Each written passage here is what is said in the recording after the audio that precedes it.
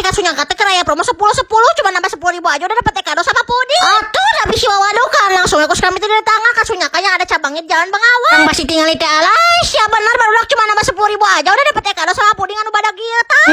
Itu sangat-sangat mau wajib-wajib promoan kayak si kami kieu atuh ais pohon lamun kadaran kasu di dia mah paling resep cik saos si kaki. Indik 50 juta kali barudak ya temannya nganang-nganang. Wah benar-benar ya menjadi kebanggaan orang Bandung teh dangeunah kieu atuh 45 ribuan teh mending segala aya. Ada isi kado nama alay si ukuran nanti gendut berdaging terus bisa sharing tiluan atuh aya mah saking kulobana. Jadi liang sinya teh wawaduk ha. Ieu teh mendingan pisan. Ditanyakeun orang Sunda mah geus buku kudu wajib paduain make sangu. Komo deui make sangu baterai sama alay sia bener-bener kenikmatannya hakiki. Promona teh cuma dari tanggal 10 sampai tanggal 12 Oktober 2023 di semua cabang Kacunyakan. Terus nanti koromat tinggal di Syabor aja make aneka minumannya dari mereka. Ini mah teu bener-bener otomatis penyebar